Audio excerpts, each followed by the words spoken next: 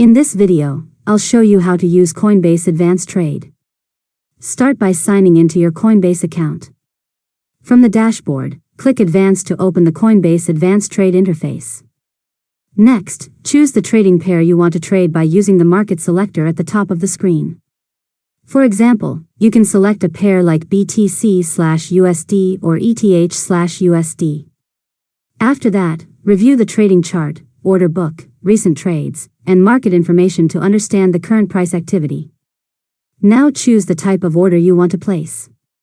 You can select a market order to buy or sell immediately at the current market price, or choose a limit order to specify the exact price at which you want your order to execute.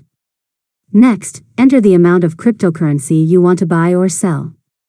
Review the estimated total, fees, and order details before continuing. After that, click Preview Order to review everything one final time. Now, if all the information is correct, click Place by Order or Place Sell Order to submit your trade. Finally, monitor your open orders and completed trades from the Orders section, where you can cancel eligible orders or review your trading history. And that's it. You've successfully learned how to use Coinbase Advanced Trade. If you found this tutorial helpful, make sure to subscribe to Learn Mode Lab for more tutorials.